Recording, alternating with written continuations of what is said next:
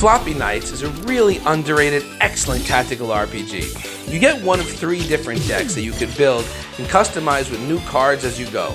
Every deck has a main character that can be summoned to the field, as well as cards tailored to that character, and you get in different monsters and all sorts of other bonuses and effects.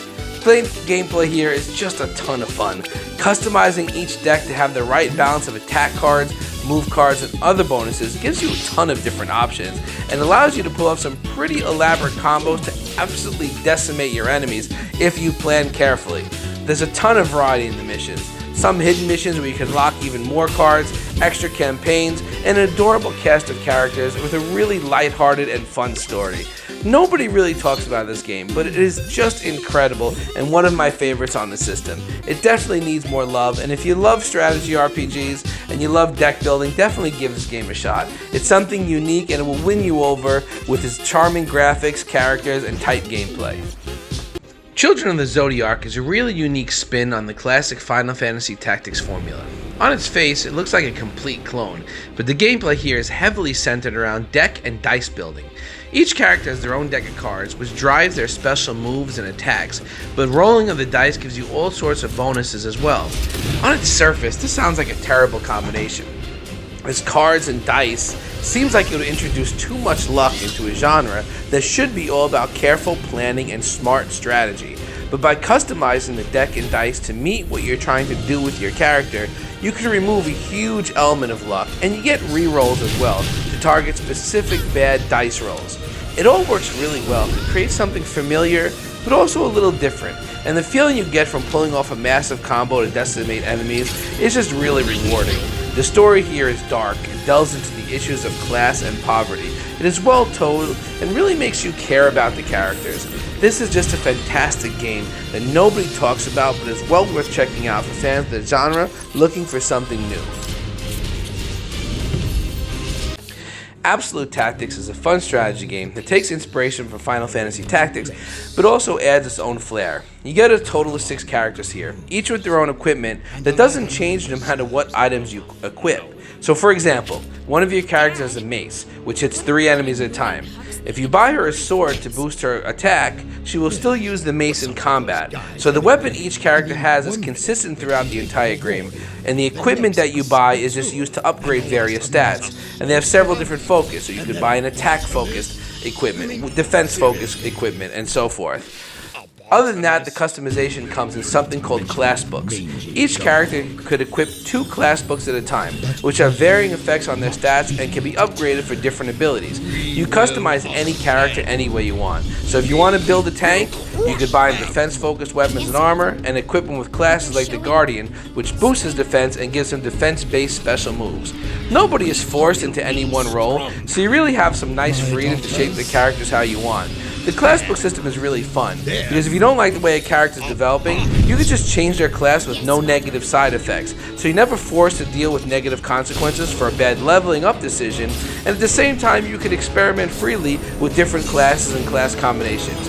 Gameplay here is standard Final Fantasy Tactics fare. The arena is a little tight sometimes, and your characters can't move past each other, which is a little odd, but outside of that small complaint, it offers a solid tactical experience, and fans of the genre should definitely check it out.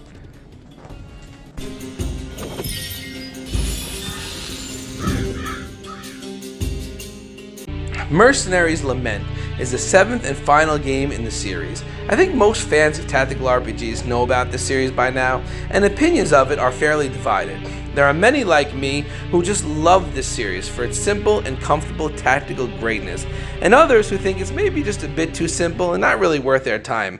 Having said that, I think many had an opinion about this game before it even was released, based on their opinion of the prior games on the series. That makes sense to some degree, but this game is the best in the series, and even if you don't like the other games, I think it's worth checking out. In case you don't know what this series is, it's a Final Fantasy Tactics inspired bunch of games with some nice customization, though nowhere near deep as its source material, and really fun tactical battles. The 7th game in the series offers a few new incentives for people to jump in. Hard mode is playable from the start, which is something I really appreciate as a veteran of the series. I think it offered a nice challenge without ever being too grindy. I only really had to stop and grind before the final boss, which, if you don't know, this series is notorious for having extremely difficult final bosses. They also added a few new features.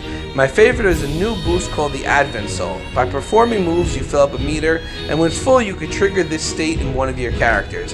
A character in this power has increased stats, access to new special moves, protection against death, and the ability to perform combo attacks with their teammates. Smart usage of this opens up some really cool damage opportunities and adds a nice layer of strategy that will be absolutely necessary to win on the higher difficulty levels. I just think this is a fantastic game.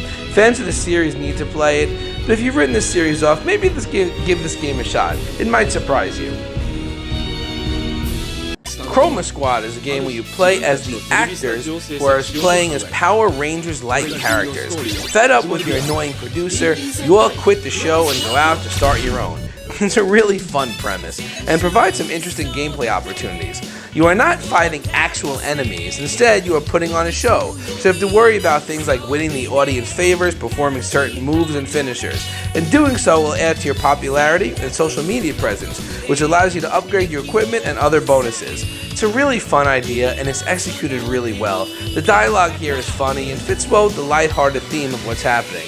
The tactical battles are really well done. They are bite-sized, and there's a strong emphasis on team attacks. Having your rangers work together to perform special moves as well gives movement bonuses to one another. There's even some giant Megazord-like battles thrown in to keep things fresh.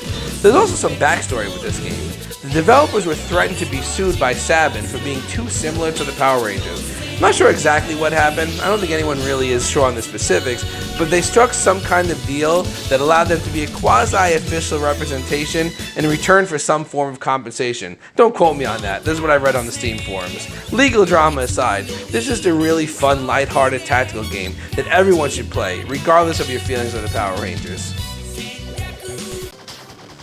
If you made it this far, thanks for watching. There are so many amazing games out there that fly under the radar. I release a video every 2 weeks trying to highlight some of these games. If there's a genre of game you want me to cover, leave a comment down below, and be sure to hit that subscribe button so you don't miss any future videos and any more hidden gems.